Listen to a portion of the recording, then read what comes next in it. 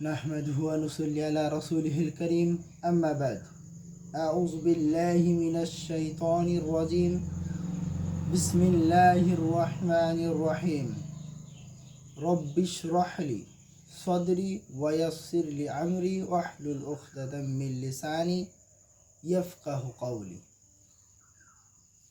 السلام عليكم ورحمة الله وبركاته সম্মানিত দর্শক শ্রোতা, আজকে আপনাদের সামনে বিভিন্ন সময় দোয়া সমূহ নিয়ে কিছু আলোচনা করব ইনশাআল্লাহ, কোরআন এবং হাদিসের রেফারেন্স সহকারে। আসুন দেখি কোন সময় কোন দোয়া পড়া উত্তম এবং রাসূল সাল্লাল্লাহু আলাইহি ওয়াসাল্লাম কোন সময় কোন দোয়া পড়েছেন এবং কোন কোন সময় কোন কোন দোয়া পড়তে আমাদেরকে আদেশ করেছেন। আসুন কোরআন এবং হাদিসের আলোকে দেখার চেষ্টা করি। আল্লাহ তাআলা কবুল করুক, আমিন। শুভ কাজের শুরুতে কি বলতে হয়? আসুন দেখি রাসূল সাল্লাল্লাহু আলাইহি ওয়াসাল্লাম কি বলছেন।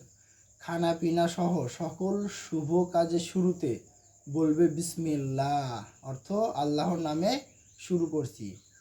খানা পিনা সহ সকল শুভ কাজের শুরুতে বলবে বিসমিল্লাহ, অর্থ আল্লাহ তাআলার নামে শুরু করছি।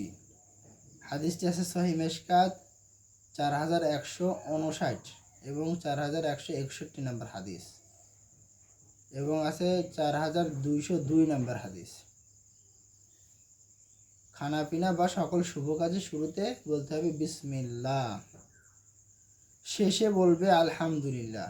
খাওয়া হোক যাবতীয় সকল ভালো কাজের শেষে এবং খাওয়া দাওয়ার শেষে বলবে আলহামদুলিল্লাহ। যাবতীয় প্রশংসা আল্লাহ তাআলার জন্য, যাবতীয় প্রশংসা আল্লাহ তাআলার জন্য। হাদিস আছে সহিহ মিশকাত 4199 এবং 4200 নম্বর হাদিস। খাদ্য সময়ের অধ্যায় 21। রাসূলুল্লাহ সাল্লাল্লাহু আলাইহি ওয়াসাল্লাম নির্দেশ দিয়েছেন যে তোমরা বিসমিল্লাহ বলো যখন তোমরা দরজা জানালা বন্ধ করো অথবা কোনো খাদ্য ও পানীয় পাত্রে ঢাকনা দাও। যখন কোনো দরজা জানলাকেও বন্ধ করবে বিসমিল্লাহ বলে বন্ধ করবে, এবং কোনো পানি বা খাদ্য ঢাকবে তখনও বিসমিল্লাহ বলে ঢাকবে। যদি ঢাকনা দেওয়ার কিছু না পাও তাহলে পাত্রের উপর কোনো কাঠি বা কাষ্ঠখণ্ড রেখে দাও, যার ফলে তা অনিষ্ট হতে নিরাপদ থাকবে। সুবহানাল্লাহ। শয়তানের অনিষ্ট থেকে বা কোনো কিছুর অনিষ্ট থেকে, পোকামাকড় হোক আর শয়তানের অনিষ্ট থেকে সেই পানি অথবা খাবার নিরাপদ থাকবে। এবং দরজা জানালা বিসমিল্লাহ বলে বন্ধ করো, সেই ঘরে শয়তান প্রবেশ করতে পারবে না। হাদিসটি আছে সহিহ মিশকাত 4294 নম্বর এবং 4296 নম্বর হাদিস। উল্লেখ্য যে কোনো অন্যায় কাজে শুরুতে ও শেষে বিসমিল্লাহ ও আলহামদুলিল্লাহ বলা যাবে না বা আল্লাহর সাহায্য চাওয়া যাবে না, কেননা এগুলি শয়তানের কাজ। যেগুলো অন্যায় কাজ এগুলো শয়তানের কাজ, এইসব কাজে বিসমিল্লাহ বলা যাবে না এবং আলহামদুলিল্লাহ বলা যাবে না। শয়তানের কাজে সহযোগিতা করা যাবে না। আর আল্লাহর অনুগ্রহ কেবল ন্যায় ও সৎ কাজের সাথেই থাকে। আল্লাহর অনুগ্রহ থাকে ন্যায় কাজের সাথে এবং সৎ কাজের সাথে, অসৎ কাজের সাথে আল্লাহর অনুগ্রহ থাকে না। মঙ্গলজনক কিছু দেখলে বা শুনলে বলবে আলহামদুলিল্লাহ। কল্যাণজনক কিছু দেখলে বা শুনলে বলতে হবে আলহামদুলিল্লাহ। পছন্দনীয় কিছু দেখলে বা শুনলে বলতে হবে আলহামদুলিল্লাহিল্লাযী বিনি'মাতিহি তাতিম্মুস সালিহাত। সকল প্রশংসা আল্লাহর জন্য, যার অনুগ্রহে সকল শুভ কাজ সম্পূর্ণ হয়ে থাকে। অপছন্দনীয় কিছু দেখলে বা শুনলে বলবে আলহামদুলিল্লাহি আলা কুল্লি হাল। অপছন্দনীয় কিছু দেখলে বা শুনলে বলবে আলহামদুলিল্লাহি আলা কুল্লি হাল, অর্থ সর্ব অবস্থায় আল্লাহর জন্যই সকল প্রশংসা। সর্ব অবস্থায় আল্লাহর জন্যই সকল প্রশংসা। হাদিসটি আছে সহিহ ইবনে মাজাহ 3803 নম্বর হাদিস। সহিহ ইবনে মাজাহ 3803 নম্বর হাদিস। বিস্ময়কর কিছু দেখলে বা শুনলে বলবে সুবহানাল্লাহ। বিস্ময়কর কিছু দেখলে বা শুনলে বলবে সুবহান আল্লাহ, মহাপবিত্র তুমি, হে আল্লাহ মহাপবিত্র তুমি। অথবা বলবে আল্লাহু আকবার। বিস্ময়কর কিছু দেখলে আল্লাহু আকবার বলা যেতে পারে। আল্লাহু আকবার অর্থ আল্লাহ সবচেয়ে বড়। আল্লাহু আকবার অর্থ আল্লাহ সবচেয়ে বড়। হাদিস আছে সহিহ বুখারী ৬২১৮ এবং ৬২১৯ নম্বর হাদিস। এবং সূরা হাজের ২২ নম্বর আয়াত। সূরা হাজের ২২ নম্বর আয়াত। ভয়ের কারণ ঘটলে বলবে লা ইলাহা ইল্লাল্লাহ।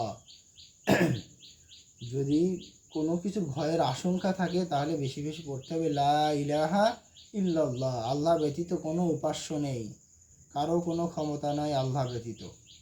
সমস্ত ক্ষমতার মালিক পরম করুণাময় অসীম দয়ালু আল্লাহ তাআলা।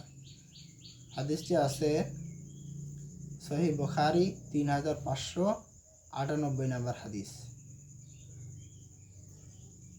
ভয়ের কারণ ঘটলে লা ইলাহা ইল্লাল্লাহ বলতে হবে। রাসূলুল্লাহ সাল্লাল্লাহু আলাইহি ওয়াসাল্লাম বলেন সুবহানাল্লাহি ওয়া বিহামদিহি সুবহানাল্লাহিল আযীম। এই দুটি বাক্য আল্লাহর কাছে প্রিয় বাক্য এবং কিয়ামতের ময়দানে মিজানের পাল্লায় এই দুটির ওজন সবচেয়ে বেশি হবে। রাসূলুল্লাহ সাল্লাল্লাহু আলাইহি ওয়াসাল্লাম বলেন যে সুবহানাল্লাহি ওয়া আলহামদুলিল্লাহ, এই দুটি বাক্য আসমান ও জমিনের মধ্যের ফাঁকা স্থানকে সওয়াবে পূর্ণ করে দেয়। সুবহানাল্লাহ, সুবহানাল্লাহি ওয়া আলহামদুলিল্লাহ। মাত্র ছোট্ট একটু কথা, সুবহানাল্লাহি ওয়া আলহামদুলিল্লাহ। এই দুটি বাক্য আসমান ও জমিনের মধ্যে ফাঁকা স্থানকে সওয়াবে পূর্ণ করে দেয়। আলহামদুলিল্লাহ মিজানের পাল্লাকে সওয়াবে পরিপূর্ণ করে দেয়। আলহামদুলিল্লাহ বলে মিজানের পাল্লা সওয়াবে পরিপূর্ণ হয়ে যায়। হাদিসটি আছে সহিহ মিশকাত 281 নম্বর হাদিস। সহিহ মিশকাত 281 নম্বর হাদিস। দুঃখজনক কিছু দেখলে, ঘটলে বা শুনলে বলবে ইন্না লিল্লাহি ওয়া ইন্না ইলাইহি রাজিউন। দুঃখজনক কিছু দেখলে বা শুনলে বলবে ইন্না লিল্লাহি ওয়া ইন্না ইলাইহি রাজিউন। আমরা সবাই আল্লাহর জন্য এবং আমরা সবাই তার দিকেই প্রত্যাবর্তনকারী। অর্থ ইন্না লিল্লাহি ওয়া ইন্না ইলাইহি রাজিউন, এর অর্থ হলো আমরা সবাই আল্লাহর জন্য এবং আমরা সবাই তার দিকেই প্রত্যাবর্তনকারী। আমরা সবাই আল্লাহর জন্য এবং আমরা সবাই তার দিকেই প্রত্যাবর্তনকারী। অতঃপর নিজের ব্যাপারে বলবে আল্লাহুম্মা আজিরনি ফি মুসিবাতি ওয়া আখলিফ লি খায়রাম মিনহা। হে আল্লাহ, অর্থ হে আল্লাহ এই বিপদে তুমি আমাকে আশ্রয় দাও এবং আমাকে এর উত্তম বিনিময় দান করো। সুবহানাল্লাহ। হাদিসটি আছে সহিহ মিশকাত 1618 নম্বর হাদিস। যদি বিবাদ মারাত্মক হয় তাহলে এর স্থলে না বলবে। সুবহানাল্লাহ। সম্মানিত দর্শক, আজকে আমরা এই বিষয় সম্পর্কে সংক্ষেপে কিছু জানার চেষ্টা করলাম। ইনশাআল্লাহ পরবর্তীতে দোয়ার বিষয়ে আরও অনেক কিছু জানানোর চেষ্টা করব ইনশাআল্লাহ। আজকের মতো এখানেই শেষ করছি। সকালে আমার জন্য দোয়া করবেন ইনশাআল্লাহ। সুবহানাকাল্লাহুম্মা ওয়া বিহামদিকা আশহাদু আল লা ইলাহা ইল্লা আনতা আস্তাগফিরুকা ওয়া আতুবু ইলাইক। আসসালামু আলাইকুম ওয়া রাহমাতুল্লাহি ওয়া বারাকাতুহু।